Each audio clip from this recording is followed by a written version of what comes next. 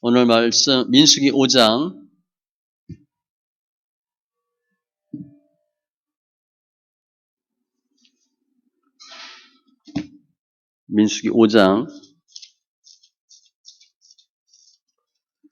지난 주에 이어서 5장 11절로 15절까지 민수기 5장 11절로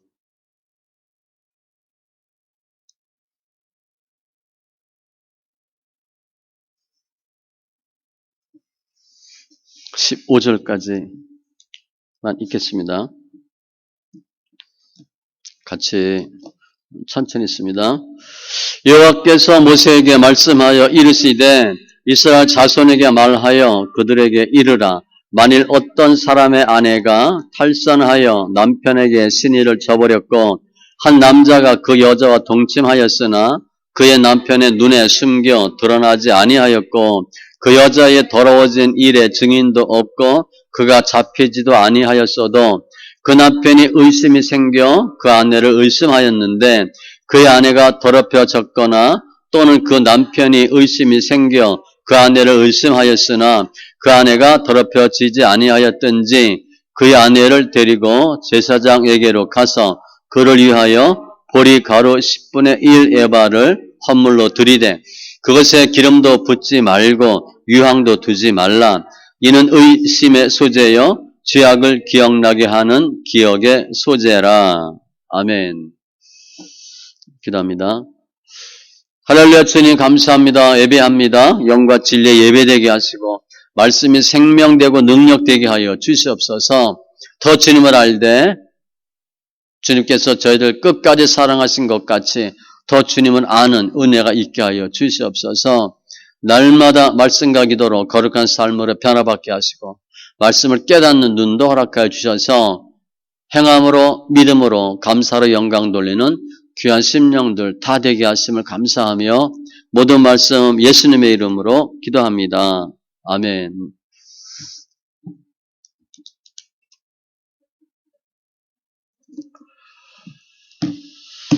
오늘 본문 11절부터 15절인데 31절까지 전체 다 보도록 하겠습니다.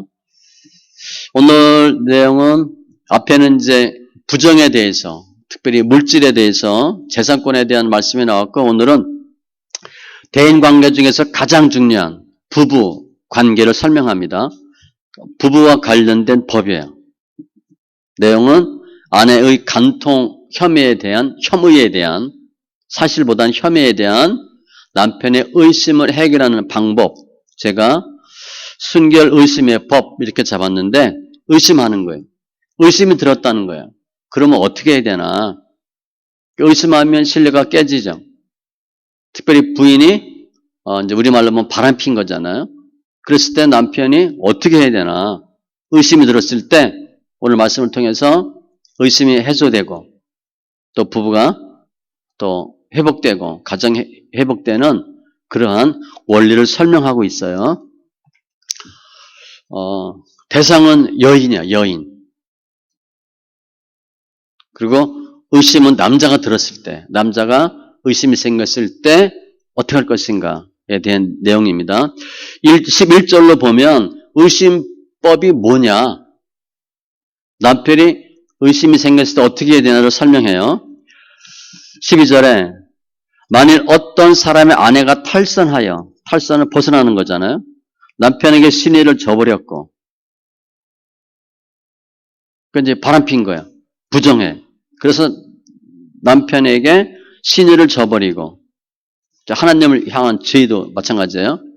13절 한 남자가 그 여자와 동침하였으나 이게 사실이야. 동침했는데 뒤에 보면 세 가지 원인으로 확인이 안 되는 거야. 첫 번째는 남편의 눈에 숨겨 드러나지 아니하였고 남편이 몰라. 그 여자의 더러워진 일에 증인도 없고 본 사람도 없어. 그가 잡히지도 아니하였고 현장범도 아니야. 현행범도 아니야. 이 세 가지 이유로 인해서 확증이 없는 거야. 의심만 생긴 거야. 14절에 그 남편이 의심이 생겨 의심하였는데 그 아내가 더럽혀졌거나 그 실제 의심이 생겼는데 부인에게 문제가 있거나 혹은 의심이 생겨서 의심했는데 더럽혀지지 아니하였든지 둘 중에 하나죠. 실제 부인이 잘못했다든가 잘못하지 않았을 경우에 둘 다예요. 그러니까 이제 뭐 의처증 그런 거 있잖아요. 의처증. 심증은 있는데 물증이 없어. 뭐 그렇게 보면 되죠. 그 의심이 생긴 거야 남편이. 그러면 그 가정이 제대로 되겠어요? 부부 관계 가정이 잘 안 되죠. 그 의심이 막 생긴 거야. 그러면 15절 어떻게 해야 되냐? 그 아내를 데리고 제사장에게로 가서 실제로 제사장에게로 가서 소재를 드리고 일을 처리하는데 하나님께 맡긴다는 거예요. 하나님께 묻는다는 거야. 그 당시로 보면 보리가루 10분의 1 에바를 헌물로 드리고 누가? 남편이. 그것에 기름도 붓지 말고 유향도 두지 말고 이는 의심의 소재요 죄악을 기억나게 하는 기억의 소재라. 의심의 소재래. 그래서 남편이 의심이 생겼기 때문에 과연 그게 사실인지 아닌지를 확인하는 법이에요. 의심의 법. 그러니까 문제가 생겼을 때 어디로 가나? 하나님께 간다 그랬어. 그러니까 우리 모든 삶의 문제는 해결자가 누구다? 하나님이에요. 지금 의심이 생겼는데 어떻게 알아? 아무 물증이 없는데. 증인도 없고 본 사람도 없고. 근데 하나님께 맡긴다는 거예요. 하나님께서 처리해 주신다는 거죠. 우리가 어떤 문제가 있는데 내가 아무리 해도 잘 안 돼. 그러면 어떻게 되나? 주님께 맡기는 거예요. 창조주니까. 조물주니까. 조물주 얘기 나오니까 우리 조물주 이거 건물 있으면 건물주잖아. 건물주가 조물주보다 유일해. 건물주가 더 좋은 거야. 그렇게 돈을 좋아하는 거야. 돈. 건물주가 더 높대. 그냥 막 우스갯소리고. 나를 만드신 분에게 가면 해결되는 거야. 컴퓨터 망가졌다. 컴퓨터 AS에 맡기면 돼요. 냉장고 에어컨 망가지면 거기 맡기면 돼. 냉장고 망가졌는데 휴대폰 가게 가면 못 고쳐요. 우리 인생 삶에 문제가 생겼다. 주님께 맡기면 주님이 해결해 주셔. 그런데 지금은 뭐가 문제야? 의심이죠. 의심 생기면 힘듭니다. 그 의심을 풀어야 돼. 그러니까 주님은 의심을 풀어주는 분이에요. 그러니까 우리가 문제가 생겼다. 주님께 가서 신앙으로 해결해야 되고 특별히 부부관계니까 순결과 관련돼 있죠. 주님은 가정이 하나 되길 원하셔. 그래서 의심이 있으면 풀어주겠다는 거야, 주님이. 어떻게 의심을 풀어주냐. 그럼 실제 어떻게 하나? 16절 이하예요. 이제 의식법 진행 절차로 보면 돼요. 주로 제사장이 그 일을 합니다. 제사장은 그 여인을 가까이 오게 하여 여호와 앞에 세우고 여인을 여호와 앞에 세운대. 그게 실제 어딘가? 여호와가. 성막 출입구 쪽이야. 노제단에 있는 성막 출입구 쪽에 세운다는 얘기예요. 하나님께 맡기는 거야. 재판을 맡기는 거야. 토기에 거룩한 물을 담고 성막 바닥에 티끌을 취하여 물에 넣고 티끌, 저주, 타락, 죽음, 뭐 흑암 이런 상징이잖아요. 깨끗한 물을 써야 되는데 깨끗한 물에 티끌을 넣었대. 그러니까 뭐 위생적으로도 과학적으로도 나쁜 물이죠. 이게 뒤에 보면 저주의 물이에요. 여인을 여호와 앞에 세우고 머리를 풀게 하고 머리 푸는 건 뭐예요? 슬픔, 절망, 의심의 소재물을 그 두 손에 두고 제사장은 저주가 되게 할 쓴 물을 자기 손에 들고 그러니까 여인과 제사장이 각각 맡은 것들을 각각 이제 취하고 19절 여인에게 맹세하게 하여 그에게 이르기를 내가 내 남편을 두고 탈선하여 다른 남자와 동침하여 더럽힌 일이 없으면 저주가 되게 하는 이 쓴물의 해독을 면하리라. 탈선한 거. 아무 일이 없다.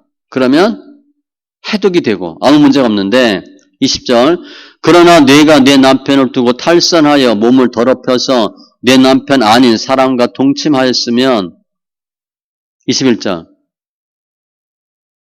여호와께서 내 넓적다리가 마르고 내 배가 부어서 내가 내 백성 중에 저주거리 맹세거리가 되게 하실지라. 그거 마시는 거예요. 먼지 누운 티끌 누운 물을 마시는데 넓적다리가 마르고 이 넓적다리가 원어를 보면 여자 생식기가 썩어 그런 뜻이에요. 그러니까 성적 기능이 상실되고 불임이죠. 불임. 애를 못 낳고 배가 붓고 복부에 물이 차. 뭐 복수 그런 말 쓰잖아요. 몸이 부어. 저주받은 거야. 시편 109편 18절에 또 저주하기를 옷 입듯 하더니 저주가 물같이 그의 몸속으로 들어가고 이게 다 몸에 독이 들어간 거야. 저주가. 내가 내 백성 중에 저주거리 맹세거리가 되게 하실지라. 실제 이제 뭐 신명기 이런 데 보면 부정하면 죽이죠. 악을 제하라 그랬어. 22절 이 저주가 되게 하는 이 물이 네 창자에 들어가서 내 배를 붓게 하고 내 넓적다리를 마르게 하리라 할 것이요 여인은 아멘 아멘 할지니라. 그렇게 이제 맹세하는 거예요. 제사장이 저주의 말을 두루마리에 싸서 그 글자를 그 쓴 물에 빨아 넣고 글자를 빨아 넣는다는 게 우리 이제 송구영신 예배할 때 우리 죄 회개기도 쭉 죄 목록 적어서 이렇게 물에 놓고 풀어주는 게 하는 것처럼 그렇게 하는 거예요. 뭐 이게 무슨 뭐 주술적인 힘이 있다 그거 아니에요. 하나님의 권능에 쓰임받는 도구 방편이에요. 그렇게 하고 그 여인에게 그 저주가 되게 하는 쓴 물을 마시게 할지니 그리고 이제 마시게 하는 거야. 맹세하고 제사장이 먼저 여인의 손에서 의심의 소재물을 취하여 그 소재물을 여호와 앞에 흔들고 제단으로 가지고 가서 25절 흔드는 건 요제죠. 26절 제사장은 그 소재물 중에서 한 움큼을 취하여 그 여자에게 기억나게 하는 소재물로 제단 위에 불사르고 그 후에 여인에게 그 물을 마시게 할지라. 이게 의심의 법 진행하는 과정이야. 제사장이 하는 거야. 이렇게 했어. 그럼 그 다음에 어떻게 돼야 되나? 27절 그 물을 마시게 한 후에 결과입니다. 결과는 아무 일이 없으면 의심이 해소되는 거고 실제 부정했으면 심판받는 거죠. 둘이 결정이 돼. 그 남편에게 범죄하였으면 그 저주가 되게 하는 물이 그의 속에 들어가서 쓰게 돼요. 실제 부정했다. 그러면 저주하게 하는 물이 들어가서 효과가 나타난다는 거예요. 그러나 28절 여인이 더럽힌 일이 없고 정결하면 해를 받지 않고 임신하리라. 그러니까 임신하리라 그랬으니까 부정한 물이 들어가면 저주받아 임신을 못하는 거예요. 아이 낳는 건 축복입니다. 임신은 축복이에요. 임신은 하나님의 사랑이고 축복이에요. 부부관계를 통해서는 하나님의 은혜라고 보시면 돼요. 사무엘상 2장 5절에 보면 전에 임신하지 못하던 자는 7을 낳았고 많은 자녀를 둔 자는 애를 못 낳는데 7을 낳대. 은혜예요, 은혜. 보라 자식들은 여호와의 기업이요 태 열매는 그의 상급이로다. 그 자식은요 정말 하나님의 은혜고 축복이라고 보시면 돼. 아무튼 아무 일이 없다면 의심이 없어진 거잖아. 회복된 거예요.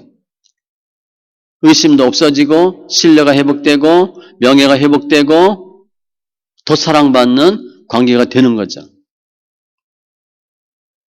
29절 이는 의심의 범인이 이게 의심의 법이래. 의심이 있을 때 이렇게 하라는 거예요. 아내가 그의 남편을 두고 탈선하여 더럽힌 때나 언제 이 법을 쓰나 두 번 있는데 한 번은 아내가 실제 부정했을 때 혹은 30절 또는 그 남편이 의심이 생겨서 그냥 의심이 있을 때 두 가지야. 여자가 부정했을 때도 마찬가지고 남편이 의심할 때도 마찬가지야. 여호와 앞에 두고 제사장이 그 법대로 행할 것이라. 이게 의심의 법인데 그럼 그 결과 31절 남편은 무죄할 것이요 여인은 죄가 있으면 당하리라. 남편은 무죄하대. 이게 지금 누가 법을 따지면 이렇게 법을 걸은 거야? 누가 재판 신청한 거야? 원고가 누구야? 남편이에요. 그 남편이 재판을 신청했는데 원고인데 아무 일이 없어. 그러면 뭐 배상해야 될 거 아니야? 그가 없대요. 남편은 아무 일도 없대. 여자가 부정하지 않았다. 순결했다 하더라도 남편에게는 아무 해가 미치지 않아요. 왜냐하면 지금 문제는 남편의 의심이 생긴 거잖아. 그 남편이 왜 했어? 부인 사랑하고 순결하기를 원하고 가정이 하나 되기를 원하고 주님께 의탁했기 때문에 아무런 문제가 없다는 거야. 그러나 여인은 죄가 있으면 당하리라. 부정은 하나님은 못 속인다는 거예요. 이거 어떻게 할까? 그게 무슨 뭐 효과가 있나? 그냥 물에 티끌 넣어가지고 마셨는데 뭐 소재, 요제 드리고 했는데 그게 진짜 맞을까 틀릴까? 하나님 하신다고 보면 돼요. 하나님께서 하시고 하나님이 드러나게 하시고 하나님이 판결받게 한다. 그렇게 하면 돼. 이게 의학적으로 맞냐? 과학적으로 맞냐? 그건 아니에요. 하나님이 하시는 거야. 주님이 왜 하셨나? 부부가 순결하고 가정이 하나 되도록 하기 위해서 주님이 이 법을 주신 거예요. 고린도전서 6장에도 보면 불의한 자가 하나님의 나라를 위협으로 받지 못하는데 음행하는 자, 간음하는 자, 도적 탐욕하는 자, 뭐 술 취한 자도 마찬가지야. 이런 사람들은 하나님의 나라를 위협으로 받지 못하리라. 18절 이하 보면 음행을 피하라. 사람이 범하는 죄마다 몸밖에 있거니와 음행하는 자는 자기 몸의 죄를 범하느니라. 너희 몸은 너희가 하나님께로부터 받은 바 너희 가운데 계신 성령의 전인 줄을 알지 못하느냐? 너희는 너희 자신의 것이 아니라. 내 몸 내가 마음대로 쓰는데 어때? 안 된대 주님. 내 몸 내게 아니래. 하나님 거래. 하나님께 영광 돌리도록 사용해야 된다는 거예요. 그래서 이 의심의 법과 그 죄에 대해서는 본인도 건강에 해치죠. 자녀들도 임시 못하니까 문제가 생겨요. 그런데 결백하다. 그럼 주님이 다 지켜주는 거예요. 결백한 것 드러나게 해주시고 끝까지 주님이 보호하시고 지켜주시고 도리어 축복해 주죠. 내가 의심의 법 그러면 테스트를 해봤는데 아무 이상이 없었어. 그러면 남자가 꼬리 내릴 거 아니에요. 나는 아무 문제 없는 게 드러나니까 더 당당해질 수 있고. 지금 이때면 여성의 권리는 전혀 없는 때예요. 그러니까 이 법은 뭐예요? 남자가 주도하니까 남자를 위해서 한 거다? 아니에요. 어떻게 보면 여자를 위해서 한 거야. 너 의심이 생긴다고 막 하면 안 되고 의심이 들면 확인을 해라. 하나님께 맡겨라. 하나님이 책임져 주신다. 아내의 인격과 아내의 어떤 권리에 대한 하나님의 인정이고 보호하십니다. 그렇게 보셔야 돼요. 여자가 불리한 거다? 불리한 게 아니에요. 남자를 하여금 마음대로 못하게 한 거야. 하나님이 여성도 하나님 보호 대상이고 하나님이 지켜주신다. 그런 편으로 보시면 돼. 특별히 아내가 이런 법이 없으면 남편이 계속 의심하면 어떻게 살겠어요? 구박하고? 그거 해보자. 아무 일이 없어. 그럼 어떻게 돼? 해방되는 거예요. 그래서 오늘 말씀은 부부간의 신뢰와 사랑과 존중을 설명하는데 부부는 육적으로도 영적으로도 순결해야 돼요. 부부가 확실해지면 자녀가 확실해져. 하나님이 왜 이런 일을 하게 하셨나? 왜 여자로 하여금 그 저주의 물을 마시게 했을까? 순결하길 원하시고 의심으로부터 벗어나길 원하시고 부부가 하나 되고 가정이 하나 되길 원하셔서 주님이 하시는 거예요. 우리가 이제 이거 간음을 예를 들면 영적 간음하면 하나님보다 다른 게 더 좋아. 그게 간음이잖아요. 난 돈이 너무 좋아. 난 술이 너무 좋아. 난 뭐 오락이 너무 좋아. 그게 간음이에요. 그것도 주님은 원치 않아요. 말씀을 통해서 주님이 그 간음하다 잡힌 여인에게 이렇게 말씀하셔요. 예수께서 이르시되 나도 너를 정죄하지 아니하노니 정죄하지 않는데 가서 다시는 죄를 범하지 말라 하시니라. 주님 원하는 건 뭐냐? 더 이상 죄 짓지 않는 거예요. 성결하게 사는 것이고 죄가 있으면 하나님 앞에 회개하면 돼. 우리가 지금 이 법 그대로 인용해서 야 부인이 의심된다 이거 할 거 아니잖아. 그죠? 구약의 법이니까 할 거 아니에요. 주님 원하시는 것은 우리가 잘못한 것은 회개하고 하나님 앞에 나와서 자복하고 하나님이 회복시켜 주시고 부부가 하나 될 수 있도록 하는 게 주님의 뜻이에요. 기도합니다. 주신 하나님 감사합니다. 오늘 순결 의심의 법 남편이 아내가 의심이 생겼을 때 하는 의식인데 두 가지 경우입니다. 실제 여인이 탈선한 경우 그렇지 않은 경우 하나님 왜 이들에게 의심의 법을 주셔서 저주의 물을 마시게 하시고 의심의 법을 적용하도록 하셨는가? 부부가 순결하고 가정이 하나 되고 주님께 깨끗한 성결한 가정과 부부가 되기 위함인 것 감사합니다. 우리가 이렇게 지금 할 수 있는 건 아니지만 우리 각 부부가 주님 앞에서 성결케 하시고 또 각 가정이 깨끗한 가정, 부부 되게 하여 주셔서 주님 허락하는 복들 다 받아 누리는 귀한 은혜가 있게 하여 주시옵소서. 감사하며 모든 말씀 예수님의 이름으로 기도합니다. 아멘.